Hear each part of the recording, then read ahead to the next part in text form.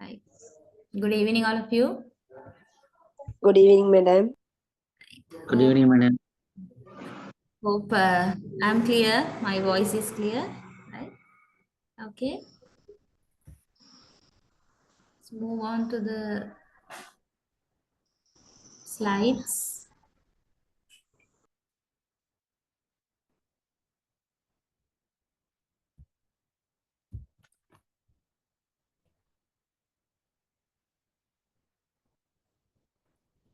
Okay. Right. Only last week we started the new module, right? Which is on teaching of English. And as I told to you, in this module, we have 5 different units. And in the first unit, we started, right? Our discussions on the first unit occurred last week. And this is the second day of the first unit. Okay, right. Now in this part, actually, this is the latter part of the first unit. Now here we are focusing our attention on these areas, right? In this session, teaching communication skills, teaching listening, teaching speaking, teaching writing. Okay, and teaching reading is also there. I think I have missed it, right? All the 4 skills are there. I have missed it here. I'm sorry, right? Teaching reading should also be there. Now, these are the areas we are going to discuss, right, today during this session. And as you know, the module is teaching of English, right? And teaching of English is a very broad area. Now, the focus can be any, like teaching of English, considering English as a second language or as foreign language, or even TESL, right? Teaching English to the speakers of other languages or whatever means. Here in this module, we are talking about teaching English in common. Okay, right. So accordingly, in that point of view, we are going to talk about how to teach 4 skills, right? Here, communication skills means the 4 skills, right? You have some opening idea here, teaching communication skills, right? So we'll have to follow the ideas given in these notes, the same note I have sent you. Okay, so there's nothing new in the slides which I am showing here in my screen, but still, if you find anything new from the discussions, you may add. Okay, you may add them to your notes, right? The very aim of teachers in developing communication skills in students is to help them in any way that motivates them to work with the languages, right?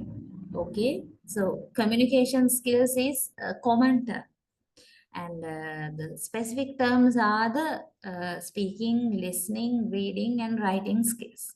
Right? This is an umbrella term. So, as a whole, why should a teacher develop communication skills in the students?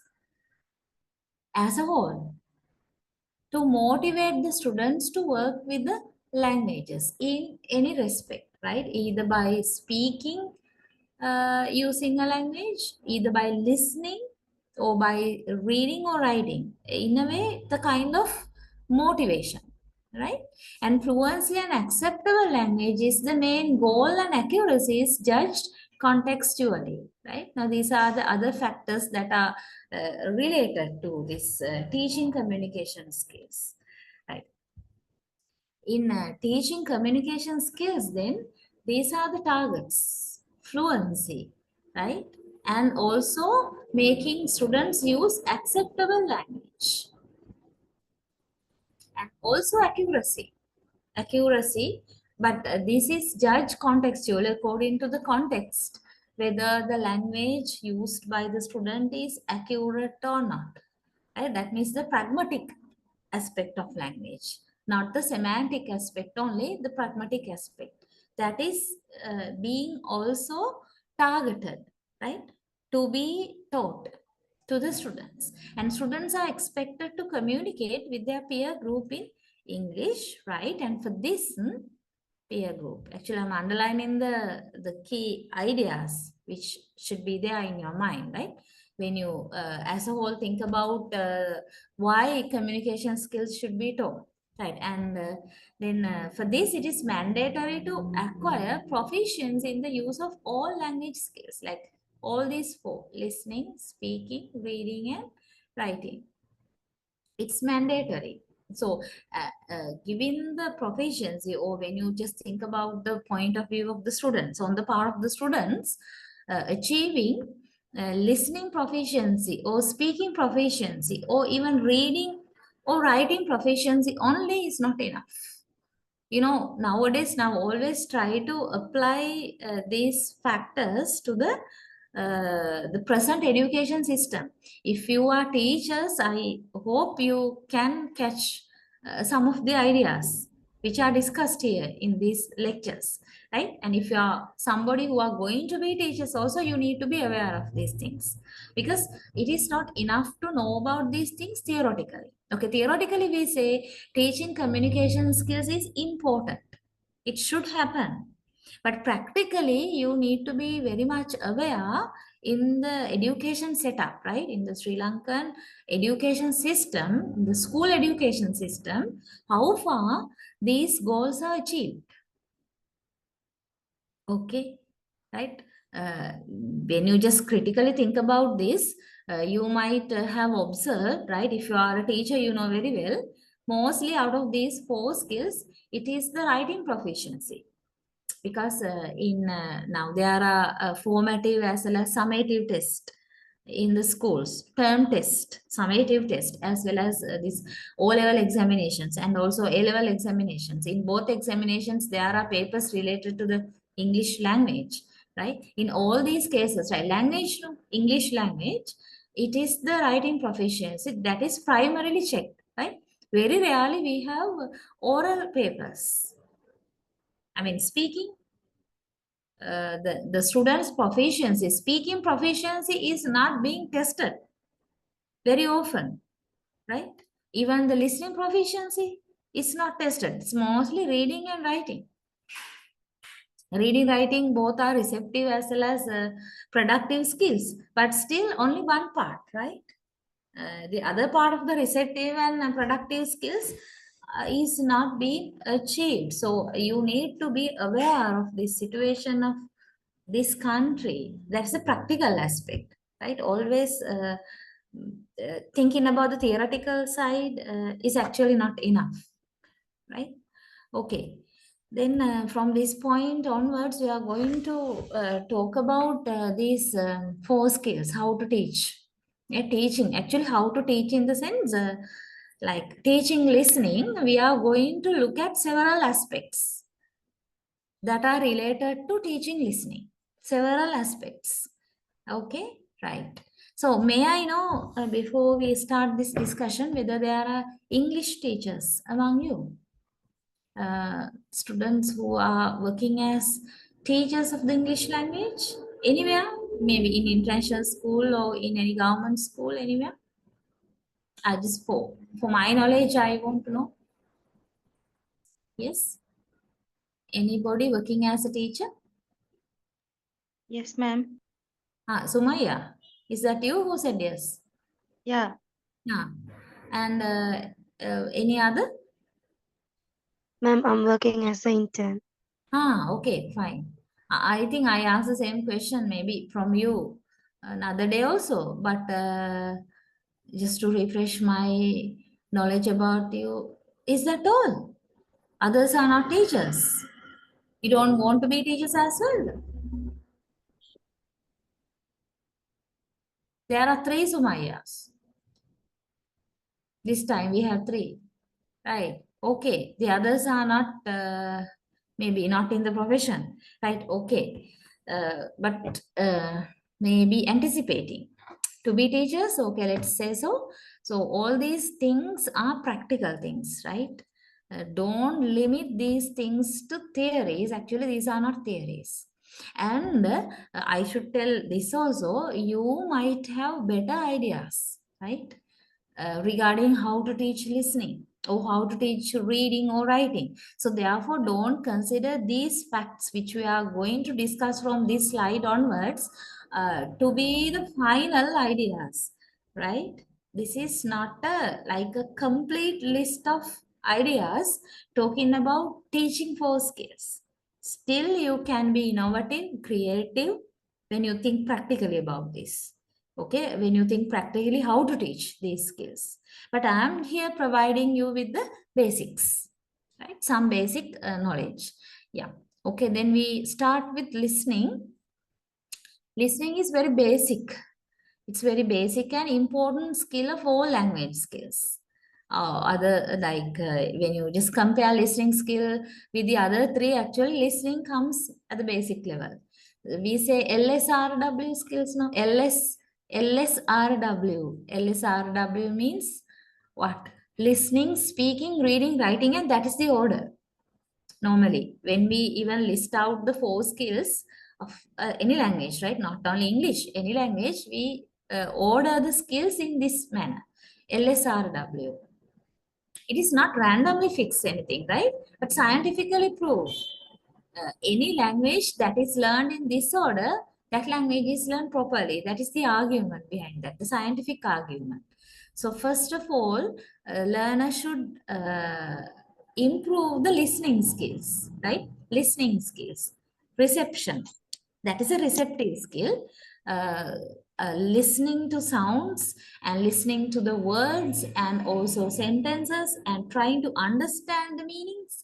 That is the beginning. That is considered to be the beginning. Then speaking, right? After that, productive skill, oral production, that is speaking. And then in the order, reading and finally writing. Okay, right. Then it is necessary for the learners to start learning English primarily through listening, right? Through listening. Teachers of English should formulate activities that can develop learners' listening skills, right? So there are listening activities, I think, in English textbooks, even workbooks, I think, yeah. Listening activities are available, but I don't know about the ratio or balance, whether there's a balance among the activities related to all the 4 skills, right? Even if there is a balance, right? Uh, Practically during the classes, right? During the lessons, it's a doubt whether the teachers are giving enough attention to do listening activities. That is the question I earlier also raised. Okay, right. Now, when we talk about the listening materials, there are basically 3 types, right? The listening materials that can be used for teaching listening. Listening materials, there are basically 3 types: authentic listening materials, recorded listening materials, and live listening materials, right? Okay, so you can just think in schools, what sort of listening materials are mostly used? What are their pluses and minuses and all these things? So here there are brief introductions coming for each 3 category, right? Categories. Authentic materials for listening class, that means authentic listening materials. You know, authentic means real, no? Okay, real. Then authentic listening materials, they are real listening materials in the sense they are not aimed at any specified level of the learners, right? They are some materials that are taken from the real world, from the real world, which means they are not prepared for the teaching learning purpose, for the teaching purpose or for the learning purpose. So because of that reason, sometimes students might find it difficult, especially those who are at the beginners level, right, might find it difficult to understand.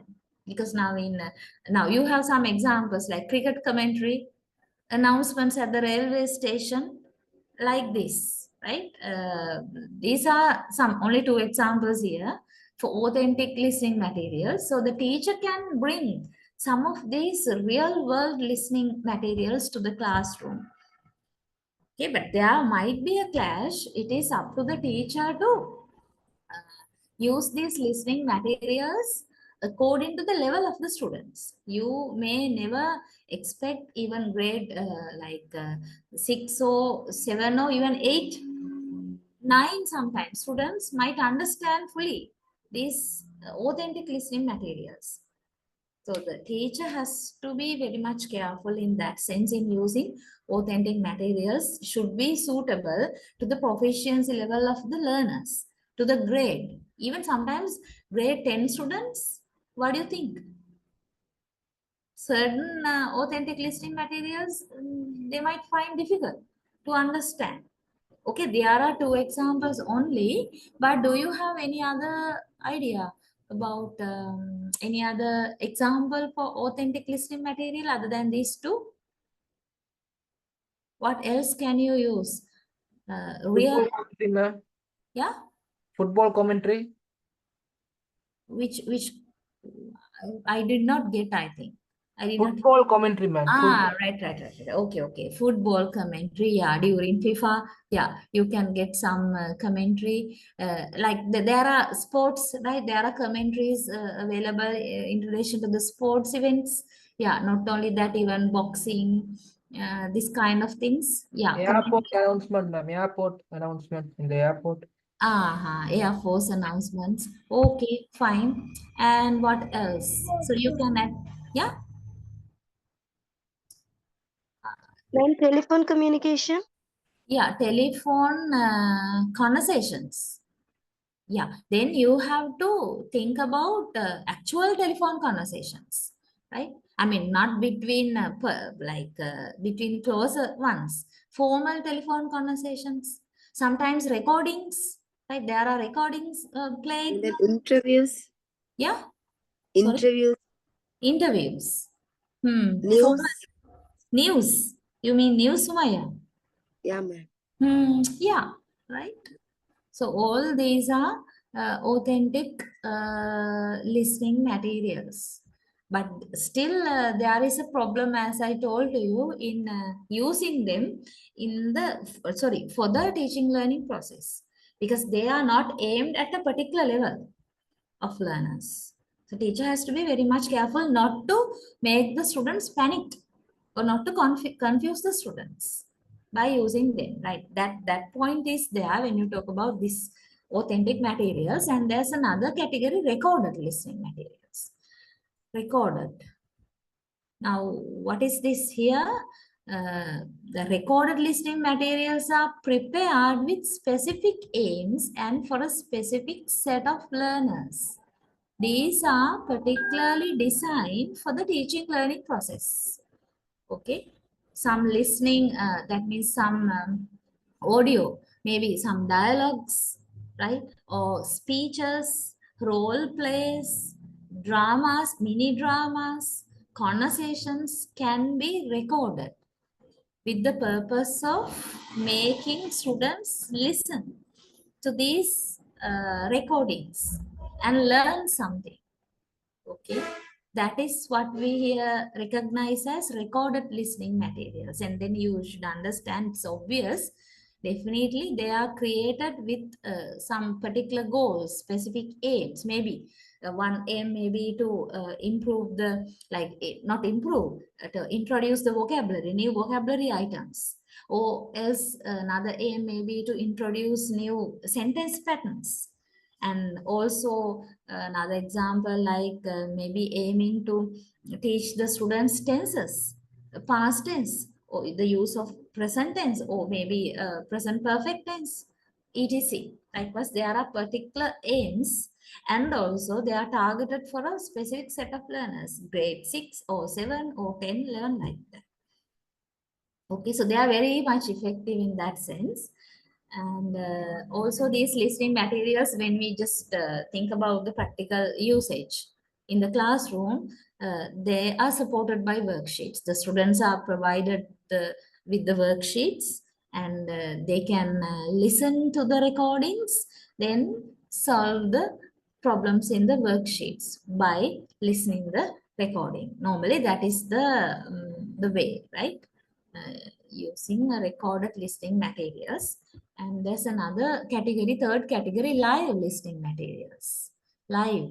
Here, live means teacher himself or herself speaking the piece. Like teacher is modeling. Here, the voice is coming from the teacher himself or herself. Right. Okay. As the teacher himself speaks, he can approach the listening activity while keeping the level of the students in his mind. Now, this is one plus point, right? Now, in listening classes, sometimes in listening activities, you must have seen teacher himself or maybe herself is pronouncing, right? Speaking, so that the students are listening and they try the worksheets. Okay, so there is a plus point here because teacher knows about the level of the students very well. No? So accordingly, teacher can adjust the speed, right? The tone, intonation, everything according to the level of the student so that they can have maximum understanding. That is one plus point here in live listening materials. So the students may not have any difficulty with the content and the style of the speak also. The other plus point is actually students are very familiar with the teacher's voice, right? That is on one hand a plus point, on the other hand minus point actually. Plus point is students are already familiar with the teacher's voice, then it will be easy for them to understand what the teacher is speaking here. The minus point, the negative point is actually students will be limited to the teacher's voice, right? They will get actually rare opportunities to expose to other accents, especially RP accent, standard English accents, British English or American English. That is one biggest negative point, a disadvantage in using live listening materials. Always students are limited to the teacher's accent, right? Yeah, these things are there, right? Both plus and minus points in using live listening materials. Right, the teacher, there's another thing, another negative point, negative in the sense disadvantage if the teacher makes mistakes or if the pronunciation of the teacher is not proper. Okay, because the students are taking the teacher's voice, the teacher's pronunciation as the specimen. So they will follow it. And if the teacher makes some issues, maybe slight mispronunciations, right? Or and also certain grammar issues. Not only that, stress distribution, right? Unnatural stress patterns and unnatural or inappropriate intonation patterns. Because of these things, there might be problems. The students are observing wrong way. That is another negative thing, right? Negative point, disadvantage in using live listening materials. If there are problems with the teacher has to possess pronouncing skills with the right kind of voice modulation and proper intonation. Yeah, the teacher should make sure that he or she has to have very good pronunciation, pronouncing skills, and also voice projection and proper intonation, in appropriate intonation patterns. If not, it will be really risky that the teacher is taking up live listening materials. So if he does not have good pronunciation and other prerequisites, it is better for him and for his students not to take up live listening materials on his own. Okay. Now you must have seen. Now, what do you think about the situation in schools normally? What is the situation in schools? Do you find teachers to be using live listening materials very often? If you have any idea?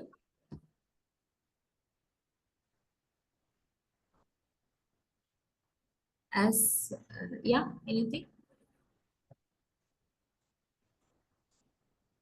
What is the tendency? to use listening materials? Is it authentic or recorded or live? If you are familiar with the situation of Sri Lankan schools, what sort of materials are mostly used? No idea.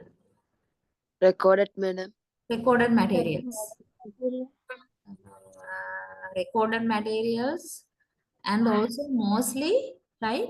If the school doesn't have required facilities, yeah, live listening material. The teacher herself or himself uh, is speaking, so that the students are listening and understanding and doing the worksheet. That is the commonest scenario actually, right? And if there are facilities available, then we can find to certain extent recorded materials to be used. Most of the situations live listening materials, but you need to know here, if the teacher is using live listening materials, there are things to consider, right? Okay. There are both pluses and minuses, mostly minus points, right? Okay, so these are about 3 types of listening materials, and here we have another one concept on selective listening. Yeah, selective listening. What do you think about this one? Here you have some introduction. Yeah. Selective listening, listening to something with an idea in the mind, like to, I mean, you have already identified something to be listened. That's it, right? Then you listen to something with the aim of getting that point, right? We'll see. The auditory approach is the best approach to learning a foreign language. Auditory means you use your ears to receive the sounds. And we use our ears to receive the sounds, and then our nerves cells are taking the message up to the brain, and it is inside the brain that we analyze, we decode the message, right? We understand the message, and then we interpret, and then we form a reaction or response to that message. Everything happens inside the brain, right? Up to the brain, we take the message, auditory message, through the nerve cells, right? That is normally what is happening now. Then this approach, we call auditory approach, is the best approach to learn in a foreign language, but the process is not as easy as it seems. Now, earlier also we said it is LSRW. Now. First, we should listen, right? We should improve the listening ability, right? Listening skill, but it itself is not that easy, right? The beginners will be in utter confusion about what aspect of the language to concentrate upon, right? Which aspect of the language to pay attention, to concentrate, and our ears are not properly educated to listen and understand a foreign language because of this factor, right? Because now usually we as people who have our own native language, right? When we are learning second language or even foreign language or another language, like we are not programmed actually to use our listening capacity, to use our ears and grasp language. Our ears are not properly educated to listen and understand. We feel very comfortable with the textbooks, which means reading and also writing. But that is problematic, right? Relying totally on the textbook for the acquisition of a foreign language generally results in an imperfect command of the language. So, totally relying on the textbook means using the reading skill, mostly reading skill as well as the writing skill, is a problem because it may not help us achieve the proficiency, the total full proficiency level of the target language. Imperfect command of the language will be there, right? Not the perfect command. So listening is lacking there if we focus onto the textbooks. So the approach to language learning should be shifted from eye to ear. Should be shifted from eye to ear because eye is used in reading as well as writing. But this focus should be shifted to the ear. Ear means, language is essentially a motor auditory phenomenon, right? We listen and then we produce. Motor skills, our motor skills are used when we produce language. And these skills are related to the auditory skill. That is what we mean by motor auditory phenomenon, right? Now, we listen to something and then we need to react now, we need to respond. Then how do we respond? By creating a message on our own and putting it out, right? How? By articulating the sounds.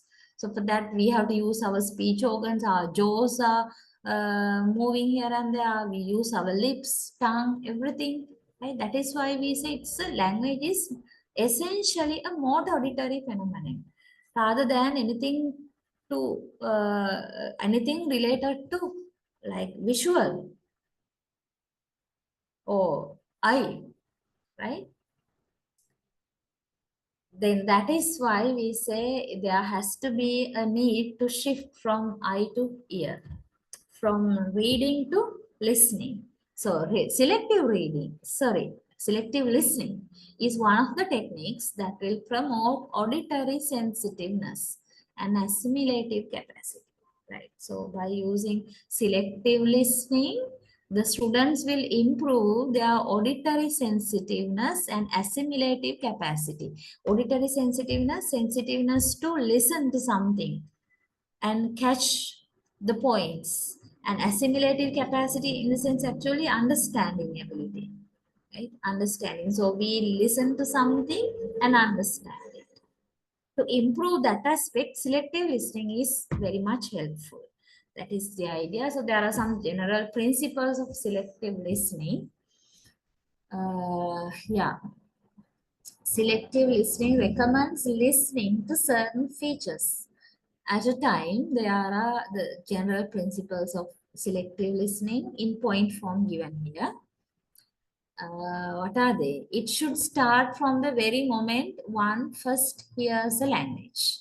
One here we can just take as a learner, right? Or a student or anybody. Anybody can do selective listening, not only the learners. But here we are talking about the teaching listening. So then the learner or the student. So selective listening should start from the very moment person first hears the language.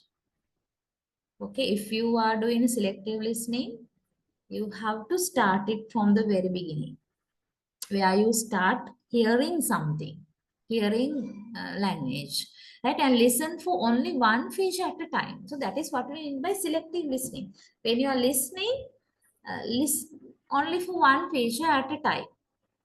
Selective means that, right? And listen successively to all the features of a language. Successively, then you can move on to the other features. Don't, in other words, actually, sorry, don't listen to all the features. Like, don't pay attention to all the features available in the language you hear. Pay attention to one feature at a time. Then the next time, another feature like that. Okay. Preference for listening should be in a logical order and concentrate on the difficult part of the language. Difficult part of the language. That means there may be difficult part in the sense there may be difficult words. Actually, we don't want to call them difficult words, right? Unfamiliar words, unknown words. If you meet unknown words, then you are stuck, no? Right? You can't understand and go ahead. Then you need to concentrate on them. And also difficult or unfamiliar or complicated sentence patterns, grammar structures, right? Difficult part means these things. So you need to concentrate mostly on these difficult parts of the language while you are listening. So selective listening is something like this, right?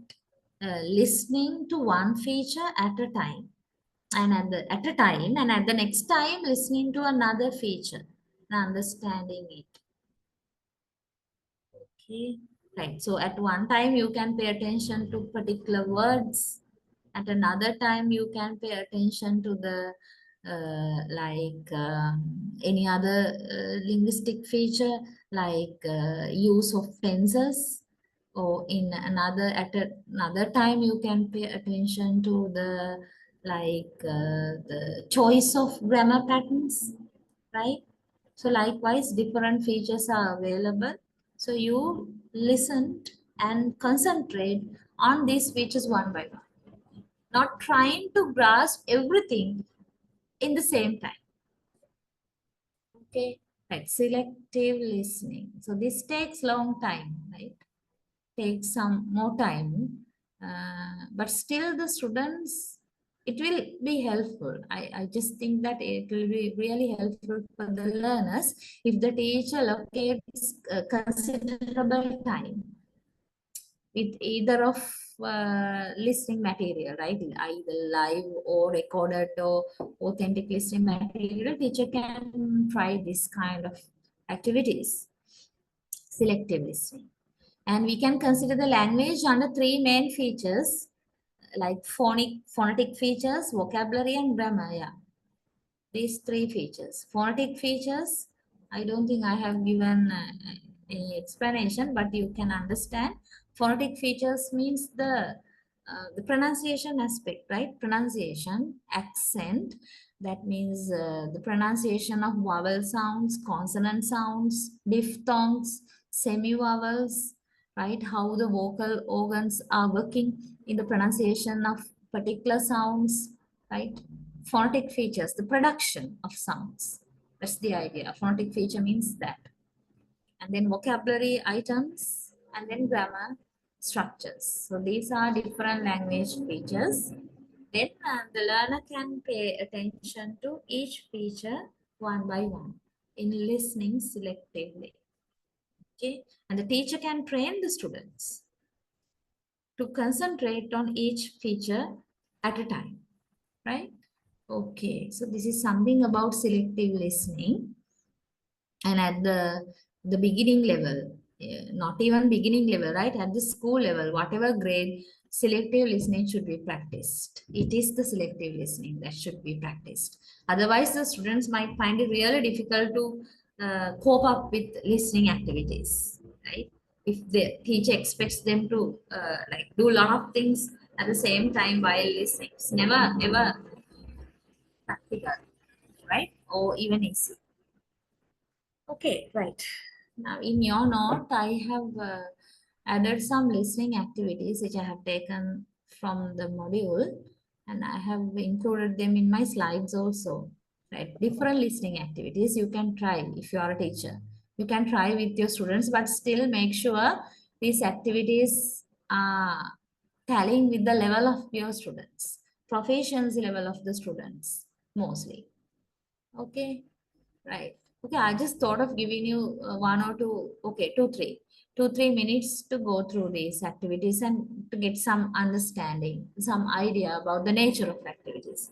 Actually, there are many more, but just quickly go through.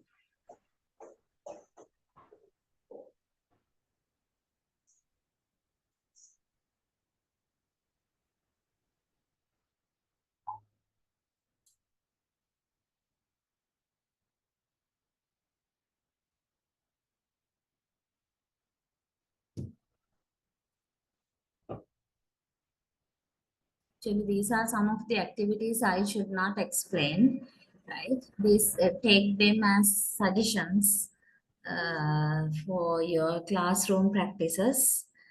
And also, I think you can get some understanding about the nature of the listening activities that can be used in a ESL classroom.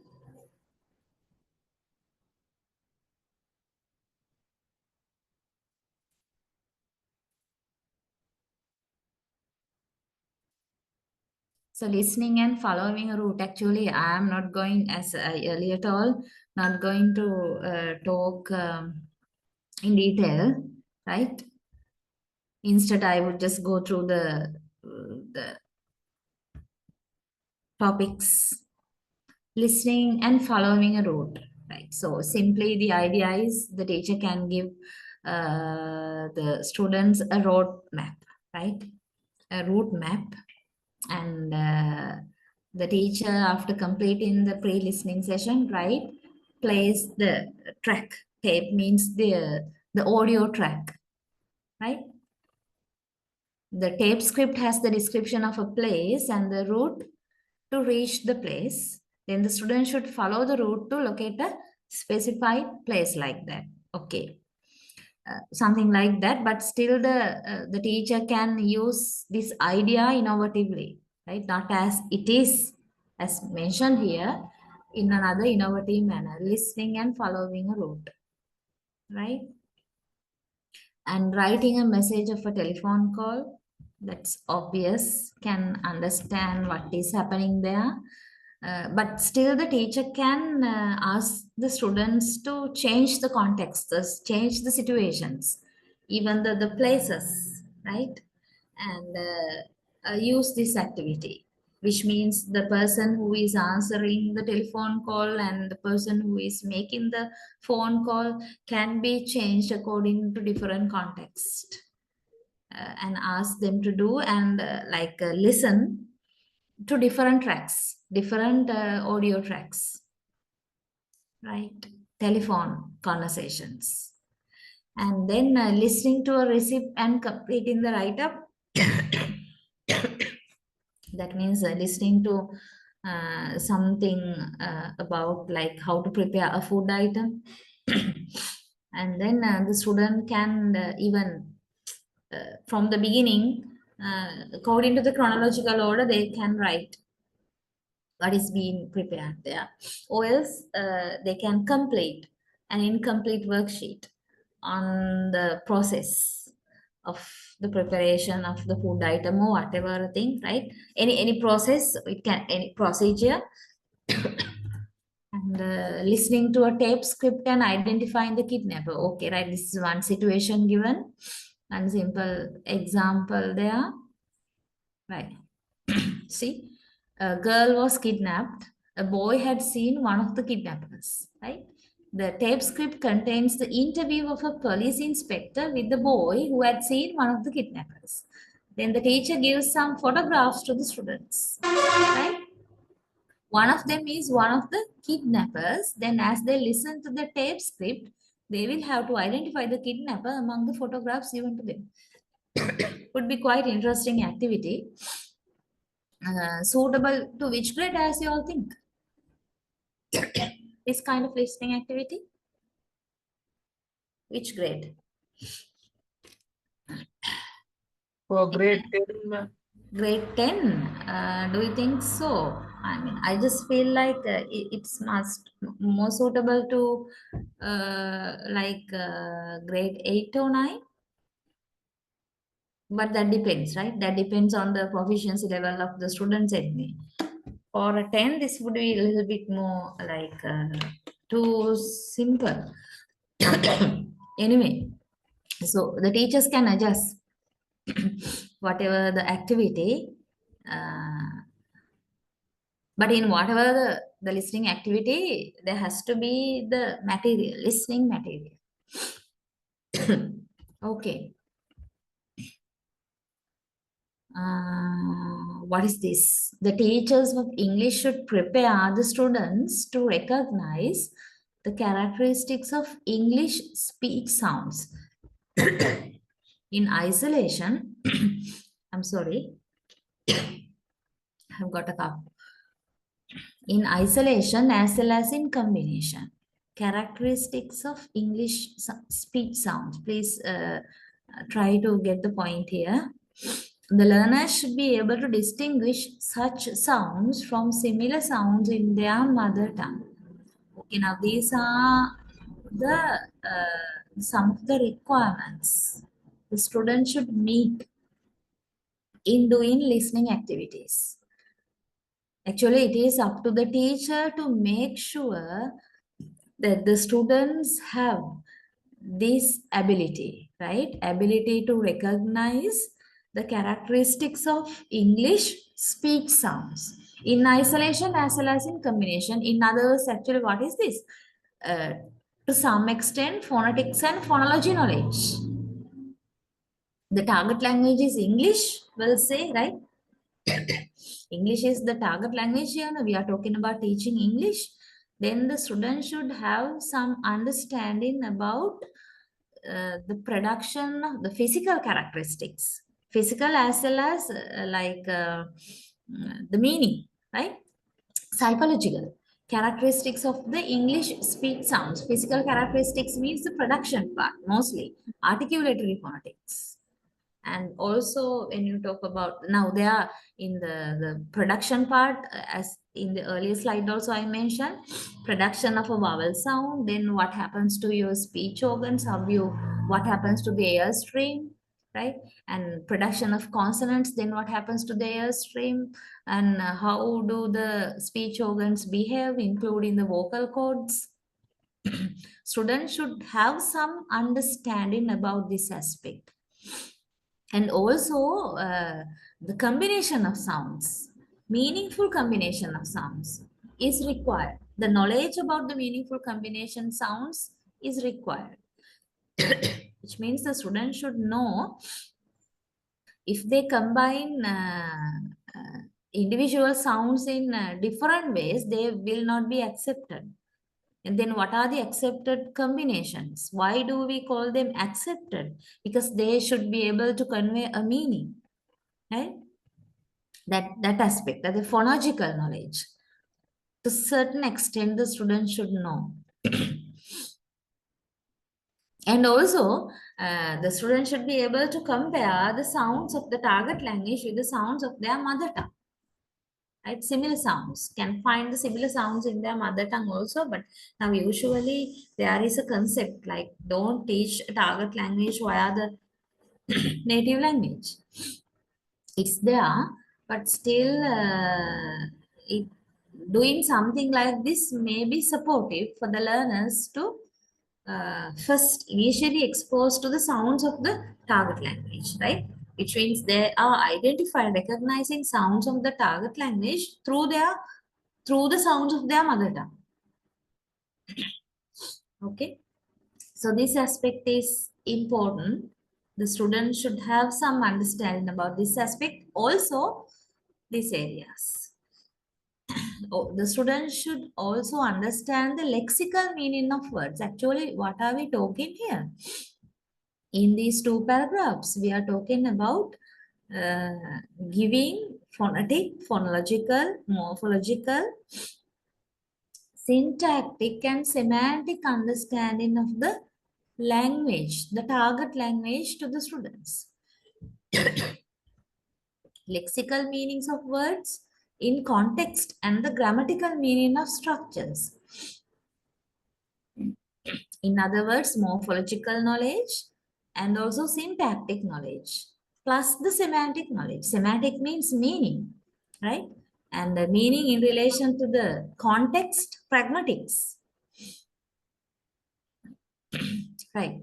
Understanding the meaning conveyed by stress and intonation patterns and grasping the mood of the speaker and the theme of the discourse also play major roles in listening comprehension. Now you should understand for listening comprehension, all these things matter, right? All these things matter. From the level of the production of sounds up to the level of the understanding of words and meanings in the given context, that wide range, the students should be proficient. Otherwise, it will be difficult to comprehend the tracks, the video or audio tracks. Listening comprehension may be difficult if the understanding of these areas is not available for the student, right? Okay. The learners also should anticipate words and structures from the context to understand speech. Now, this is about the pragmatics, right? Understanding words or sentences from the context. To understand speech at normal conversational speed and guess the meaning of an unfamiliar word from the context. Right? Inferencing skills. Inferencing means guessing the meaning from the context. So the students can do it if they have enough morphological understanding. That means if they are aware of how the words are formed by adding prefixes or suffixes to a root word, then if we have any knowledge about any added suffix, then they can infer the meaning very closely, right? Things like that. And if the learners are skillful in these points, then their listening skills will pave the way to acquiring other language skills in English. Not only the listening skill, right? There are other language skills, speaking, reading and writing. They also will improve if the students are skillful in these areas. This para and the earlier paragraphs, the areas mentioned in these paragraphs. Right. So if you are a teacher, you need to think about this fact. It is not simply playing videos or audio tracks, right? Not video anyway. Playing audio tracks and asking the students to listen and write the answers, right? The teacher should find some means, some other ways of improving these areas within the students because they are also directly related to the listening comprehension. If the students are lacking in these areas, then you can't expect 100% successful listening comprehension from them. That is the point which is being made in this part, right? Okay, now that is something about listening. And then we are going to move on to speaking, teaching speaking.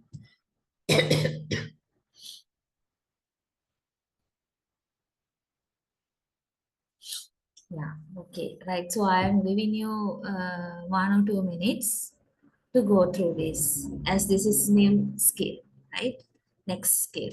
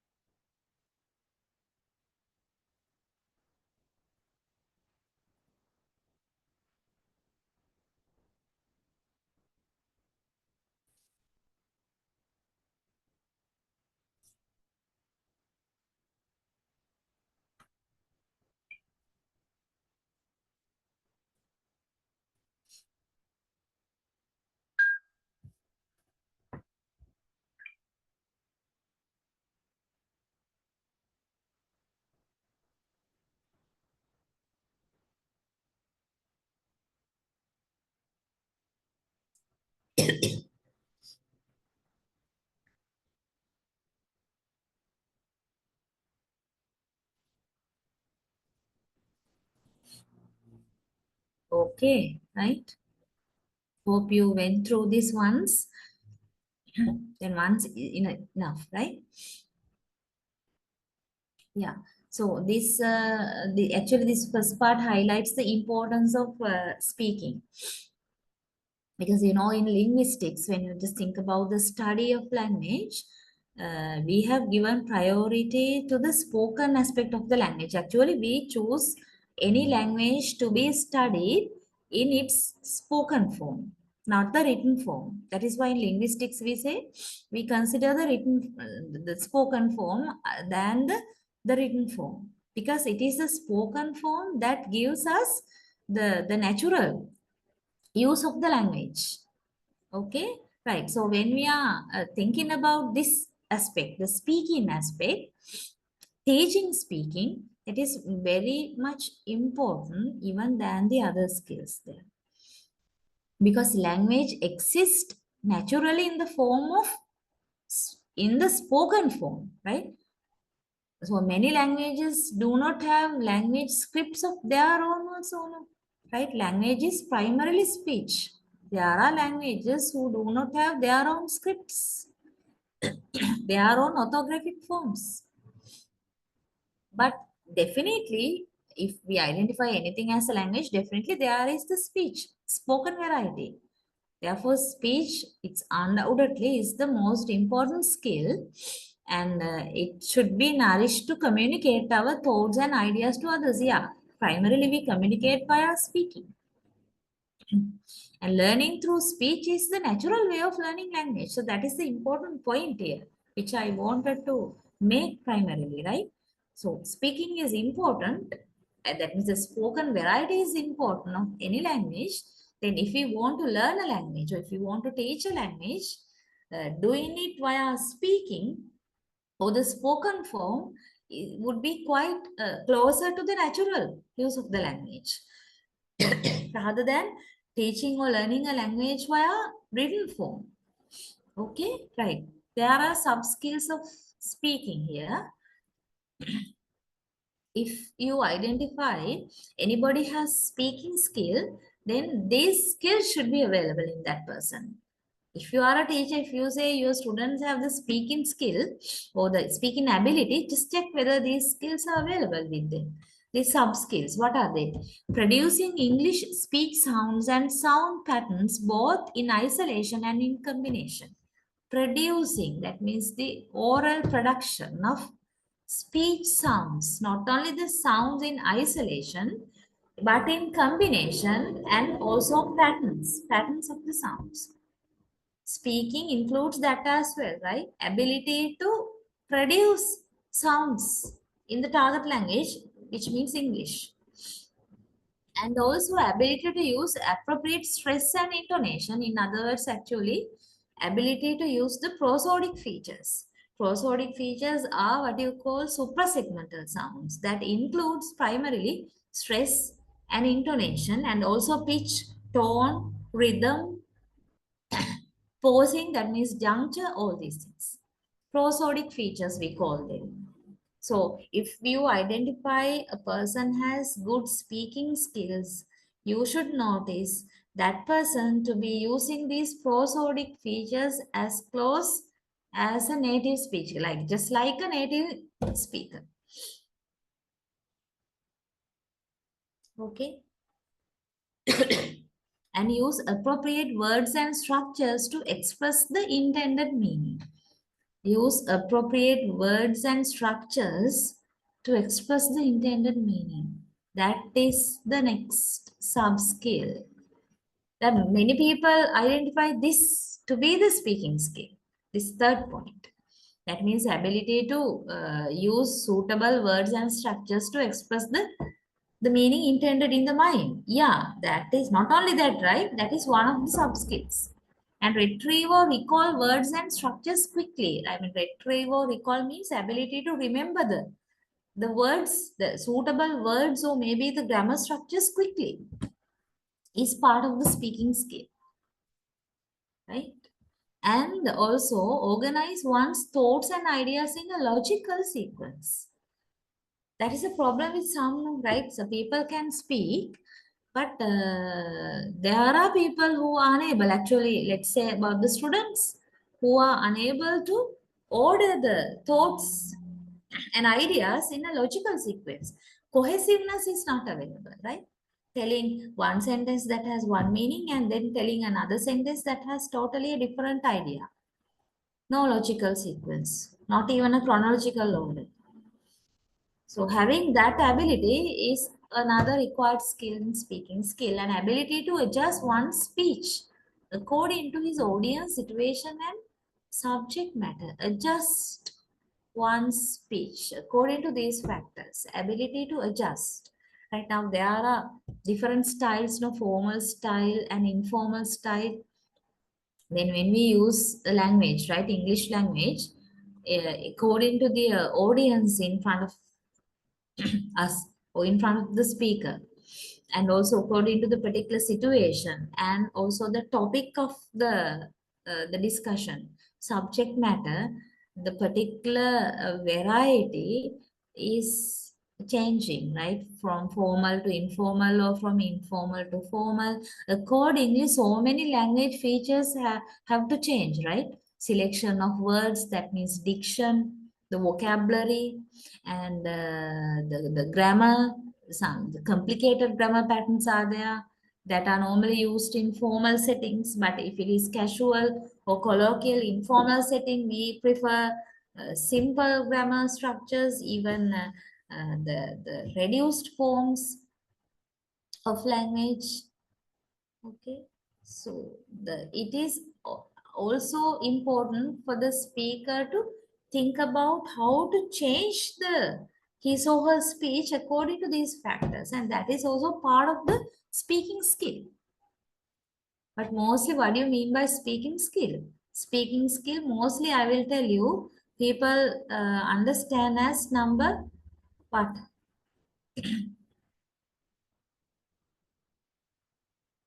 Number 3 and 4. Ability to use suitable or appropriate words, and also ability to remember the words quickly. Many people think speaking skill is only that. No, all these are relevant to the speaking skill, right? So if you are a teacher, you have to improve these aspects of your students. Right. Now here also I have included some activities to develop speaking skills, right? Some activities. In these activities, yeah, I think I have given some common factors as well, right? So therefore, for each and every activity, I'll give you 1-2 minutes. Quickly go through. Otherwise, you just listen to what I'm telling and just watch the thing. It's not effective, right? Okay, you need to fully involved in this discussion. Therefore, please go through this. And meanwhile, I'll just go and find something to eat because of my cough, right? Okay, give me 1 minute and please go through.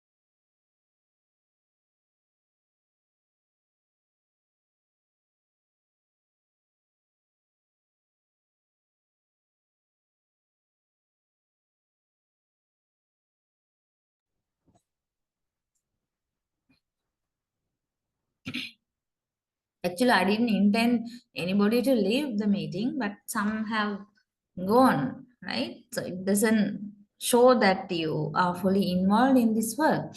Right, now what about the role plays then? At least once you must have gone through this stuff. That means playing a role. No? Students should be chosen to play some role between 2 or 3 like that. Okay.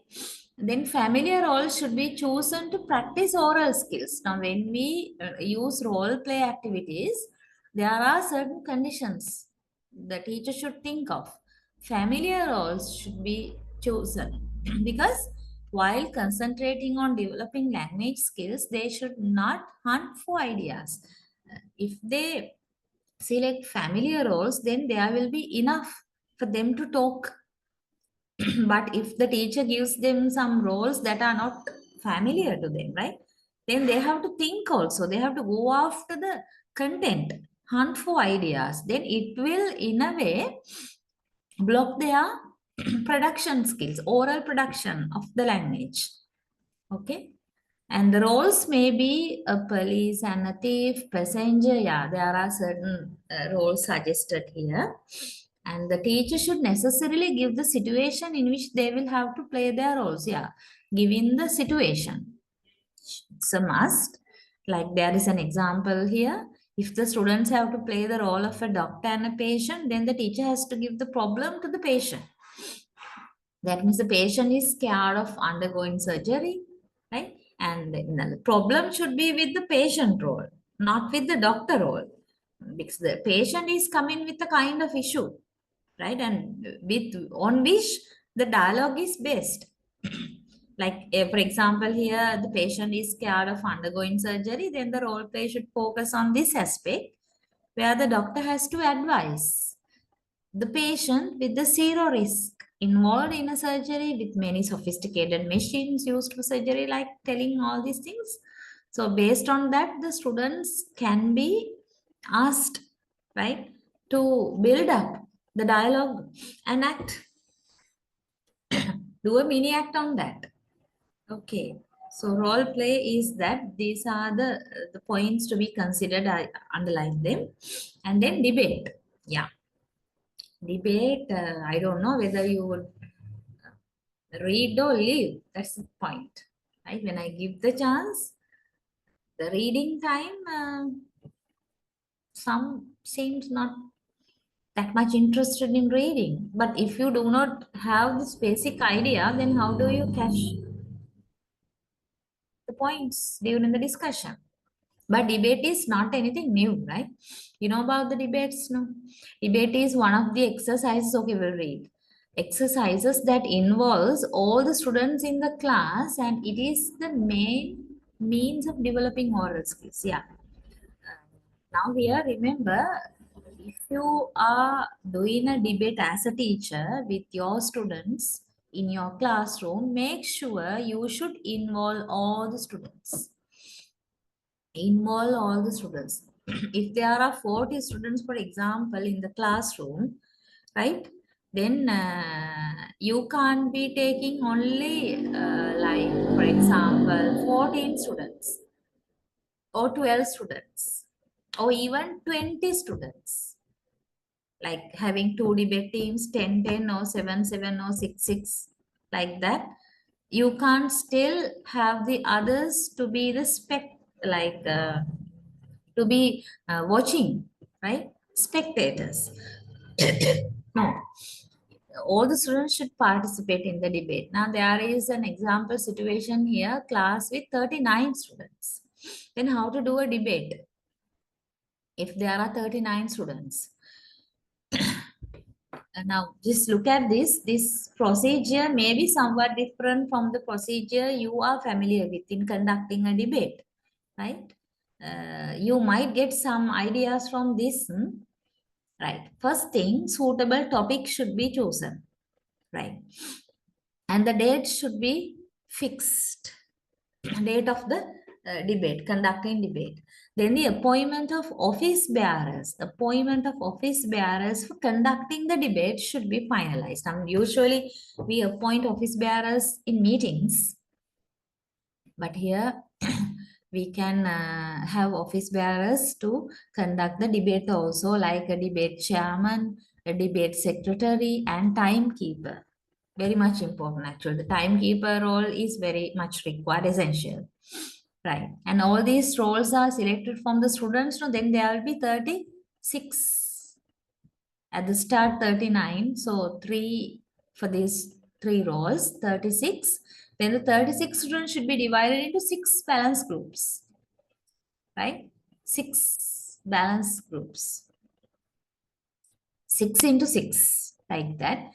Then 3 groups are assigned for the topic and the other 3 against the topic. Okay, 3 groups. That means groups of 6. 3 groups like that should argue for the topic, and the rest, the other 3 should argue against the topic. And the leader should be chosen, right? Who will initiate the discussion or the debate. And a secretary for the group also be chosen, who will be entrusted with the work of drafting the point discussed in the group, right? The team secretary. And the speaker for the group should be chosen, who will present their group's discussion to the entire class. Now, this role is not very much commonly used, but it is suggested here also. An artist of the group will draw some pictures in support of their point of argument, like that. Artist.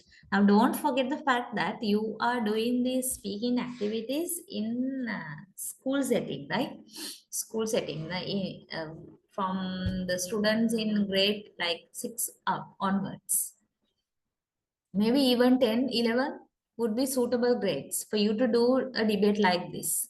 So this will be the composition then. Total number 39, number of office bearers 3, and number of group 6, and number of students in a group 6. Right. So on the fixed day, the chairman invites some judges, maybe from the other teachers, and the debate can be carried out. The debate secretary gives rules and regulations of the debate, and speakers are called to present their group's point of view. At the end, the result will be declared. Okay, so the normal procedure there. Only additional roles are these actually debate, these office bearers. They are not very commonly used, but now remember, in an activity like this, the teacher should make sure to involve all the students. There can't be any watchers or spectators, right? The teacher should make everybody a part of this activity. So for that reason, some new posts have been created. Never mind, it's good, right? Then everybody will feel that they have a role and they will try to do it to their best.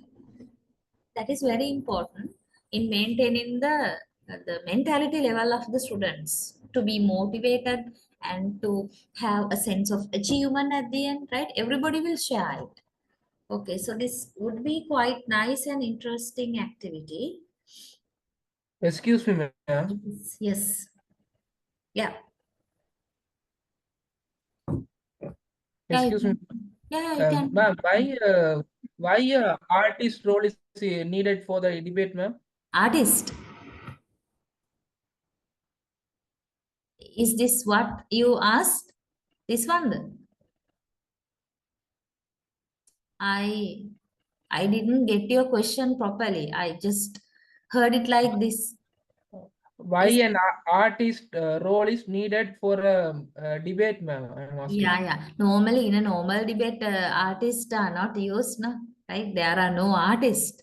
It sounds a kind of joke, but that is why I added the fact that consider this in a school environment, right? In a school environment, you might not find all the students to be equally proficient in speaking, right? In speaking. Then in a debate, for the smooth functioning of an activity like a debate, still your target is, your responsibility is to involve all the students. Then what if you find some students to be not okay, right, in speaking, especially in a debate? Nowadays we find such students, right? Even in higher education setup, We find students like that who who do not bring themselves forward to debate for a debate. Some students care, right? They are frightened of the word debate also.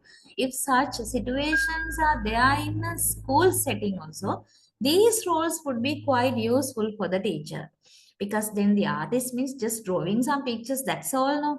But still the teacher can get the involvement, right? The teacher can make the students involved, that kind of students involved in the debate work, by giving this kind of role, rather than completely neglecting them or making them idle during the debate, right? They also have a part to play. Otherwise, I know that roles like artist will never ever help improving the oral skill.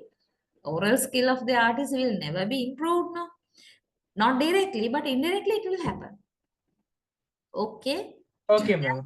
Thank you. Yeah, there is that side purpose only. Otherwise, directly we can't expect artists to be improving their oral skills. But in a classroom, the teacher has a lot of challenges, right? What if there are students who are not involving in any activity, just watching the work? That is useless, right? Everybody should be involved. It is the duty of the teacher, right? Okay, now there's another one, seminar. Seminar, other means through which oral proficiency can be attained. Like now, you know what happens in a seminar normally, right? One is a seminar or even workshop. There are slight differences, but mostly the same, no? Right? Over a topic, a person is talking, right? The topic of the seminar may be the choice of the present, fine. And if a teacher gives, the topic should be given in line with the level of the students also. A creative teacher does not encourage his students to just read out a write-up. Yeah, that means in a seminar, one or more than one chosen students are presenting facts about a given topic. Okay, and the teachers can do it like rather than a mechanical work, right? Can make it quite live, right? Can get the interactions among the students to make it more like a workshop rather than a seminar, where everybody is involved in some work using the target language, and there are leaders, there are presenters, there are speakers also. Okay, so it is totally up to the creativity level of the teacher to make it something interesting to the learners. This is just the concept, right? Seminar should be interesting. Yeah, the presenter should carry out this activity in interactive mode also. So after all, teacher is the guide, no? So teacher should clear the way for the students to do something like this in an interactive and interesting manner, right? Yeah, and group discussions are there, pair works are there, which are quite, I think, familiar, right? They are common speaking activities, no? Right. Yeah. So I don't think I should be reading these lines one by one, but we'll see whether there is any new point to be made here.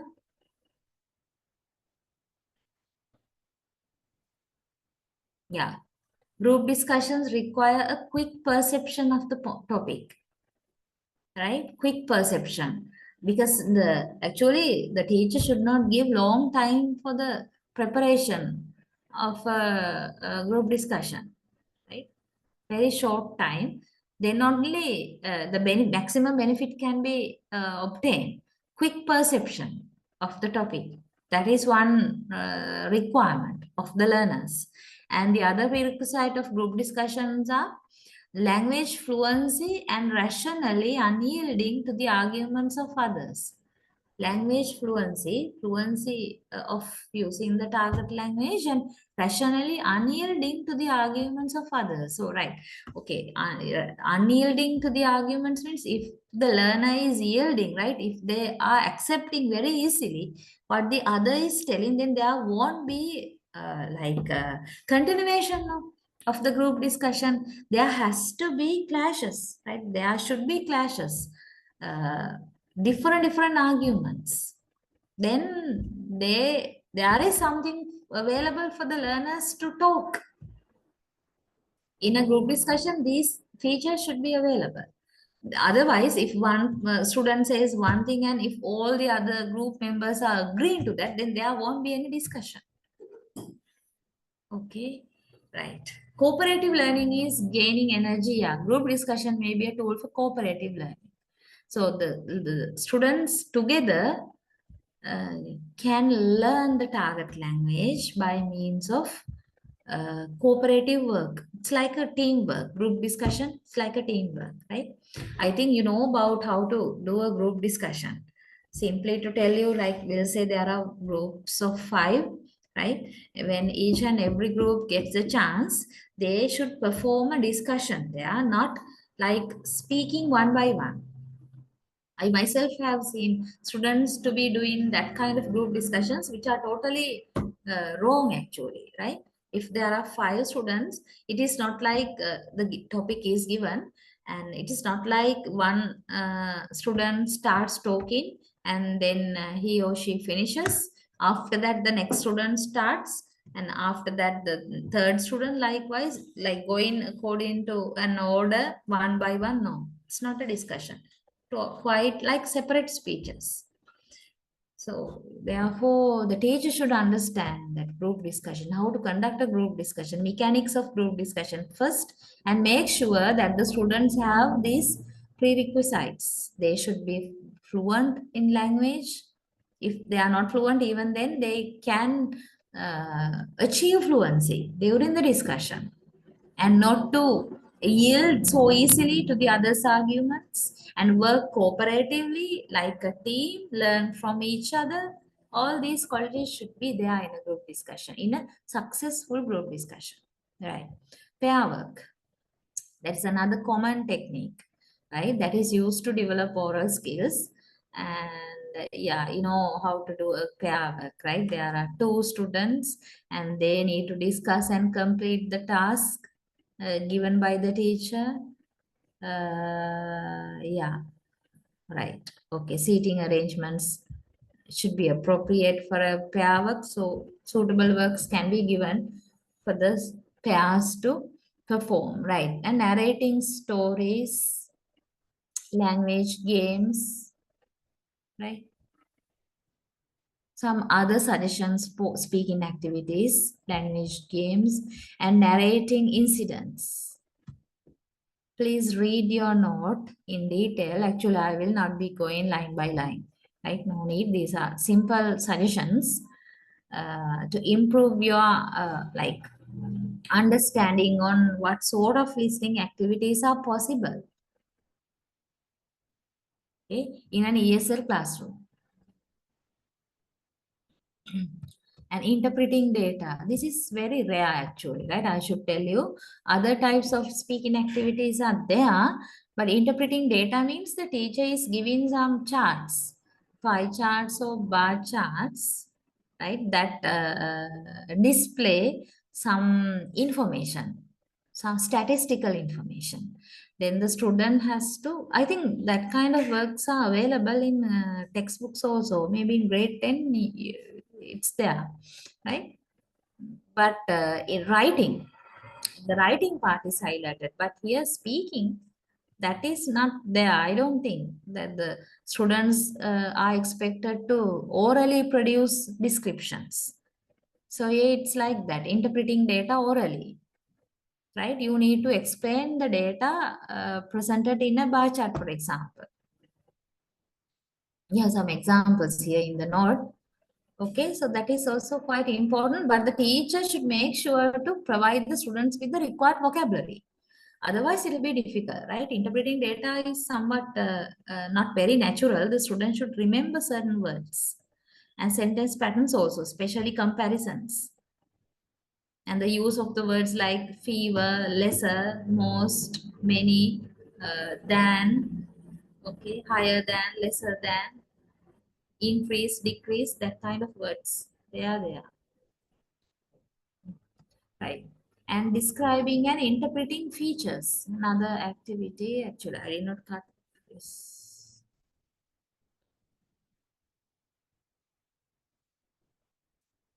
Okay.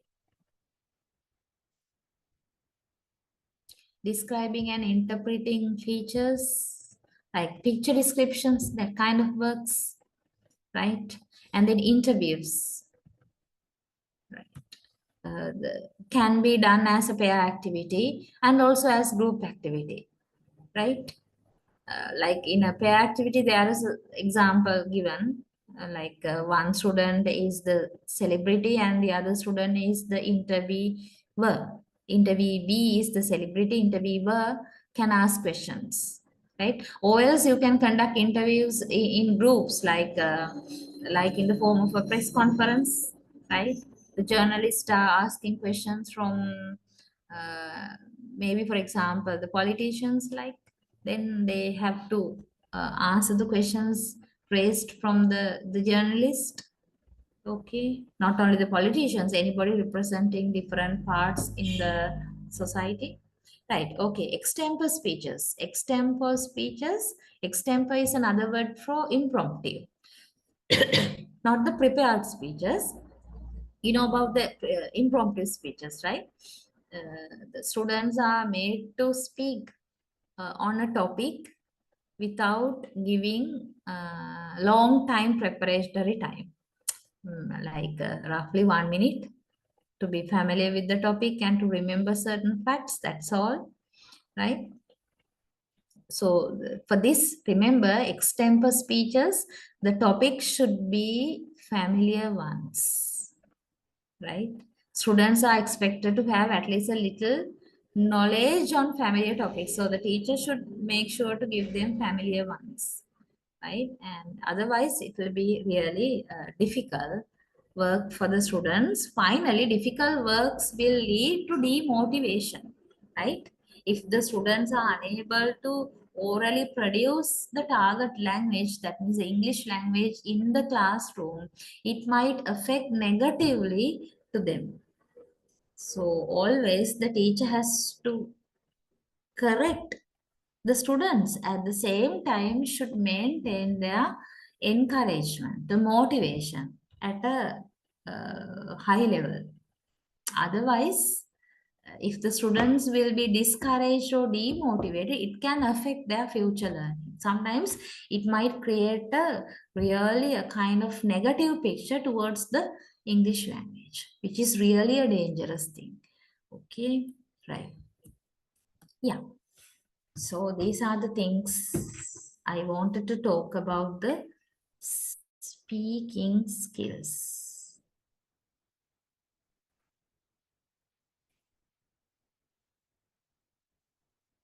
Right. Okay, so now let's move on to teaching reading. Right. Reading skills. How to improve reading. Yeah.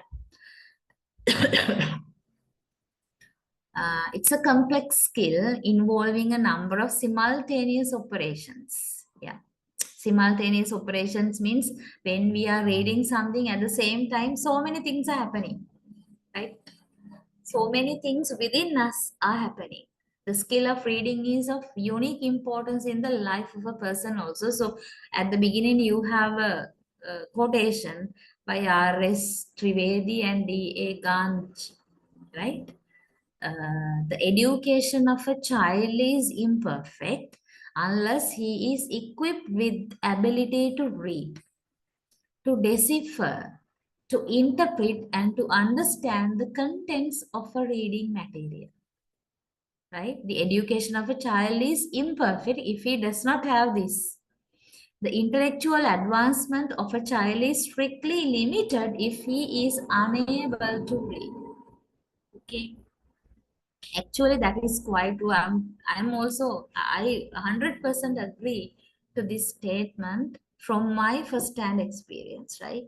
It's really difficult to go up the education ladder if you do not have a habit for reading.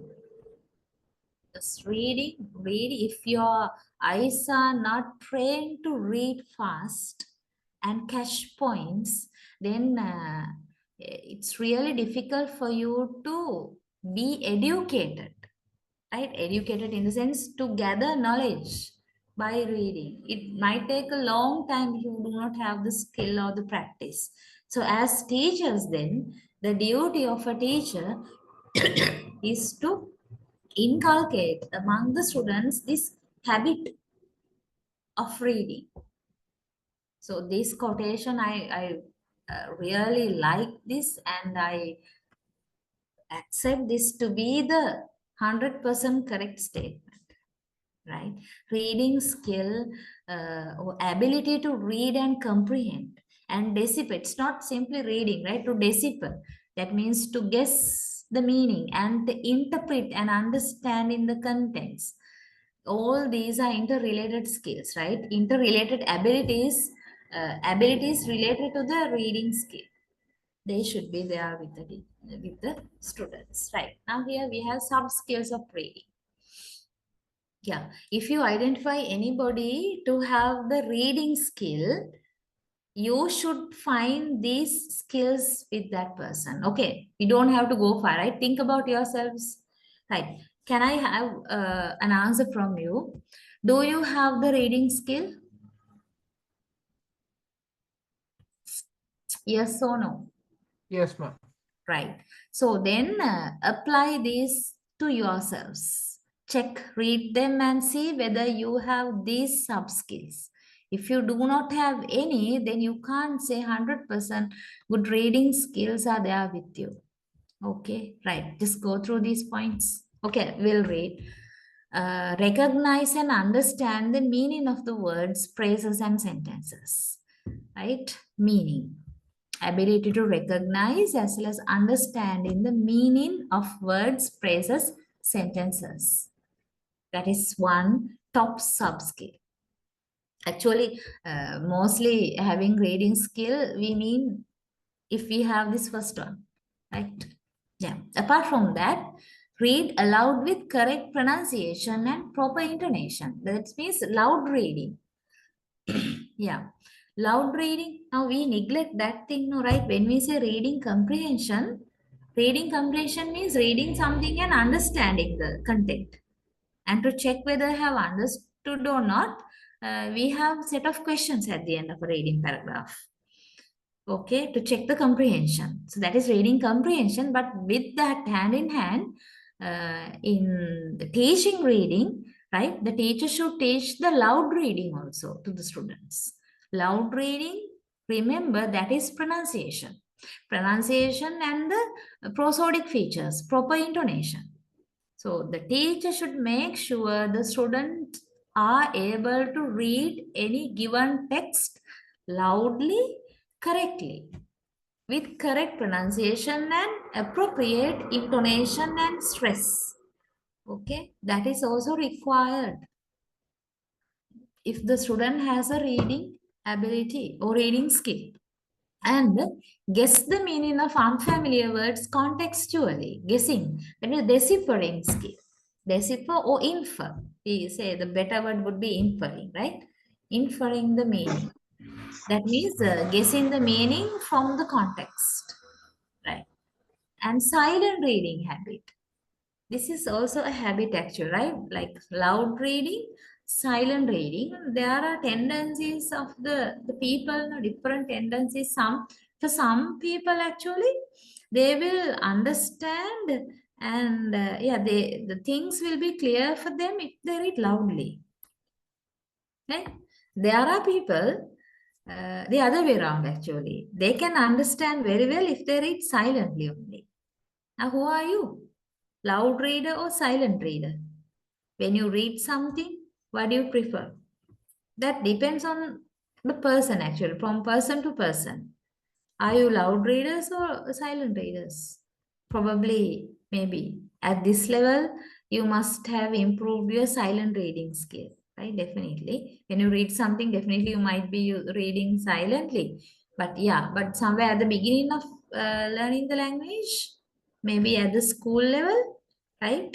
At the beginner level, must be the loud reading. Okay, so both are different types of reading. So silent reading habit should also be there with the learner, right? Just like the loud reading. And should be able to distinguish between lexical meaning and contextual meaning. Yeah, primary grades loud reading, yes. Okay. Distinguish between lexical meaning and contextual meaning, right? Lexical meaning, we talk about lexical meaning in semantics, and contextual meaning, we talk in pragmatics. Then when the person will say learner is reading, he or she should be able to differentiate or distinguish meaning between lexical meaning and the contextual meaning. The same word can have the lexical meaning, that means the word level, superficial meaning, and a different contextual meaning. According to the context, the word may have been used for a different purpose, which is different from the word level. Now, you know about these connotations and denotations, right? Denotative meaning and connotative meaning. Denotative meaning is the dictionary meaning, the superficial meaning of a word, the word meaning, right? Dictionary meaning. Whereas the connotative meaning is the implied meaning. Similarly, contextual meaning means the meaning, how the meaning changes according to the situation or the context, which may be different from the exact conceptual meaning of the word. So the learner should be able to identify between this lexical meaning and the contextual meaning when he reads the text. Otherwise, he will not fully understand it, right? And should be able to make summary of the passage read, right? Make summary. Should be able to tell what he has read concisely, briefly. Summary is that. Okay. And I mean, not writing a summary, right? We are not talking about writing a summary, but now you can ask your student, if you are a teacher, you can give a paragraph to the students and ask them to read it and then tell a summary of it. That's all.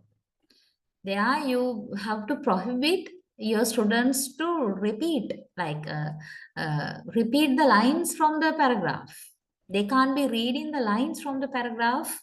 They need to tell the idea in their own words, in a summary form. In their own words, using the target language. That is skill, sub-skill. And should be able to deduce the meaning with different punctuation marks. Yeah, how the meaning changes according to the punctuations.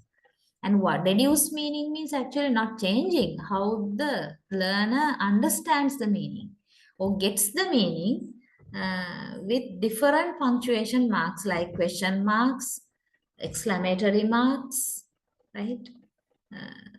Even full stop and colon, semicolon, all these punctuation marks indicate different meanings. The learner should be able to follow the punctuation marks correctly. Otherwise, understanding the meaning may be different, right, than the original passage, right? So these are some sub skills. Then you need to make sure as a teacher you improve all these sub skills within your students, right? Okay, here we have to pace. Actually, reading lesson is a little bit lengthy. Teaching reading part is a bit lengthy. We are looking at reading from different perspectives, right? Here we have mechanics of reading. Mechanics. You may not have paid your attention to things like this before. So therefore, would be quite useful if you have some knowledge about mechanics of reading. Usually we talk about the types of reading like skimming, scanning, all these things are common topics, not this one, right? Okay, I will let you go through this please, because this is something new as I think for you. Please go through this part, what you can see on my screen.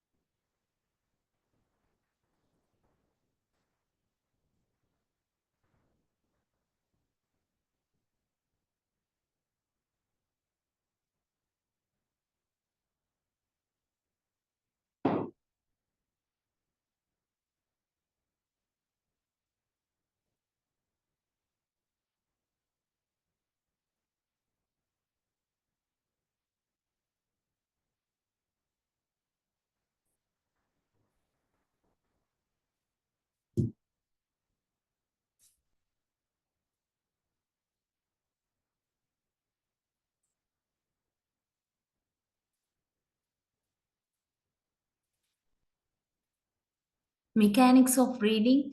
Is this clear to you?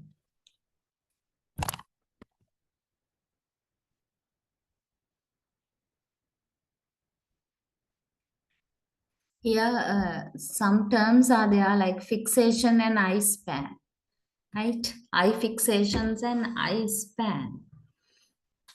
Two new terms, right?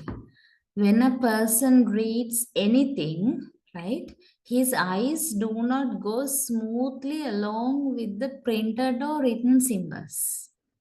We can't expect now. When we are reading something, we actually do not move our eyes very smoothly along the lines of the text, right? They move by jumps. Actually, our eyes jump from one point to another point. And between jumps, it takes rest for a fraction of a second, right? Between jumps, right? We'll say the eyes are like not processing smoothly, right? These are 2 points we'll say, right? So our eyes are jumping from this first point to next point. And again, the third point we'll say, so from this point to second point to third point, and let's say there's next point, it's like this. Sorry, this unnecessary line, just wait. Otherwise you will confuse. I have to erase that. Okay. Okay, it's like this, no? How our eyes are moving, right? It's not slowly and smoothly going like a continuum or like one rigid line. No, it's like jumps, right? Then they move by jumps, and between jumps it takes rest for a fraction of a second between jumps. From this jump to the next jump, right? It's jumping, and between the jumps you can find here in these places they rest. Our eyes rest. The short pauses of the eyes between jumps are called fixation. So these are the short pauses between the jumps, and these are called eye fixations or fixation. Right? And the length of pattern between two fixations is called eye span. Length of this pattern between two fixation. Okay, we'll say this is number one fixation and number two fixation. And the length between number one and two, the distance between number one and two is called eye span. That is eye span. I simply wanted to explain you these two terms actually, eye fixation and eye span, right? Okay, right. So then why are they so much important? The quality of one's reading capacity depends on the length of his eye spans. This length of the eye spans is very important. It decides the quality of the reading capacity. Right? Then what about this good reader? Good reader has long eye span and a poor reader has short eye span. So this eye span, these are the distance between two jumps, no eye span. So these eye spans should be longer in a good reader. But if the reader is not that much of a good reader, poor reader, then these eye spans are short, very short. We quickly go through, right? We're jumping very quickly. That's the idea, no? Right? And of course, the efficiency of one's reading is not determined by the ability to see longer bits of language at once. Now, please read this line very carefully. You also may have this kind of misconceptions, right? Wrong beliefs about reading, right? The efficiency of one's reading is not determined by the ability to see longer bits of language at once, but it is determined by the ability to comprehend the matter. This is the important point actually. It's not like ability to read lot of things at once is not the important thing. It is the ability to understand what you read, comprehend what you read. Because we call it reading comprehension, right? Reading is comprehension. If you do not comprehend, but still if you cover a large part within a second, there is no reading skill. Even if you can read very fast, if you don't understand. Gestalt says a fast reader understands better. Yeah, according to this person, fast reader understands better. In some way it's correct. As you read fast, you may not lose the link between the words in the sentences you read. So you can understand better, right? The thing is like you can be a fast reader as long as you understand the links between the sentences. How one sentence is linked to the next sentence in meaning. Okay. But that doesn't mean that the comprehending ability increases proportionately with the speed of reading. That means if you read more fast, more fast in the sense, if you read faster, that doesn't mean you comprehend better. That's the idea. The faster you read, the more you comprehend. No, it's not like that. I hope you got the point there, right? You understood the idea, because many people think, no, they are fast readers, which means they can understand also accurately. No, it's not like that. Being fast is one thing and understanding is another thing. And there are lucky people who have both qualities together, being fast and also accurate understanding. Some have only fast, right? They have the fast quality only, not the comprehension. Some can comprehend very well only in slow reading. Okay. So as a teacher who is teaching or improving the reading skill of the students, these factors should be there with the teacher, right? The teacher should be aware of these factors. Because individual students have individual different ways in reading. Right, now this is about processing of reading. We'll talk about this and then after that we'll wind up today's discussion. Yeah, process. Process of reading has 3 stages. Right, when you give a text to your students to read and understand, they will pass these 3 stages. They have to pass these 3 stages. First one is the recognition stage. What is happening there? The learner simply recognize a spoken word in its written form, right? Now, normally we say spoken words are there, no language exist in spoken form. But when you give a reading paragraph, then the students have to understand what is being spoken in its written form. That is the thing happening in the recognition stage, and then the structuring stage. Here, what is happening? The learners are able to identify the grammatical relationships of the items and thereby understand the structural meaning of the grammatical units. Yeah. How, very simply to talk, sentence patterns, how each and every word is structured, combined together to express a meaning, structuring aspect. Structuring is related to the grammar, right? We structure sentences according to grammar and according to grammar rules. In syntax, that's what we are talking about. So the learner should be able to understand the structuring of words and sentences in the given paragraph. That is the second stage. Third stage, interpretation stage.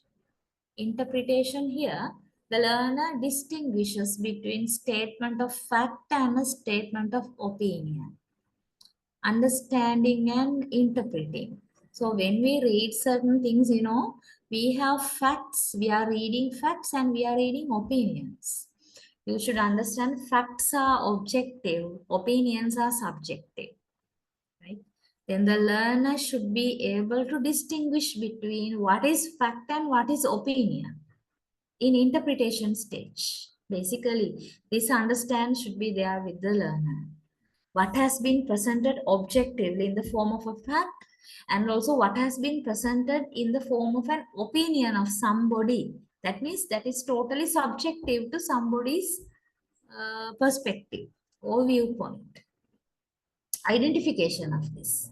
And he can understand the mood of the characters and the purpose of the author, these things as well, right? Mood of the characters and purpose of the author in writing this paragraph. And as the learners can analyze the content beyond the lexical meaning, it is called the interpretation stage. Yeah. It is not simply understanding the lexical meaning, okay? During the interpretation stage, learner has to go beyond the superficial meaning of the words in that paragraph, right? The learner should understand, should be able to analyze the text in so many ways. Basically, ability to, as you can see here, distinguish between fact and opinion, and also what may be the purpose of the author in writing this paragraph, and what kind of characters are involved, what kind of people are involved in this paragraph, right? And what is the implied meaning. All these things, they go beyond the simply understanding of the lexical meaning, right? So these three stages should be completed in successful reading. So you can think about the teaching learning process at our schools, whether all these three stages are available, right? So that is the fact there. You need to find on your own when you just think about the practical aspect, the implementation of this. Right, okay. I don't think I have time left because we have a new subtopic under reading, types of reading. I know you know something about intensive reading, extensive reading, skimming, scanning, all these things. But still from these lectures, you might find some new points, right? You might find some new ideas. Therefore, I thought of discussing these areas as well, but not today. During our next session, yeah, I'll move on to these areas, right? Okay, then I'm going to wind up today's discussion. I don't think anything difficult or unfamiliar kind of thing you met today, right? From today's discussion, these are quite practical things. Once again, I have to tell, right? I have to repeat. If you are a teacher, you can really feel what I am telling about this teaching aspect of these skills.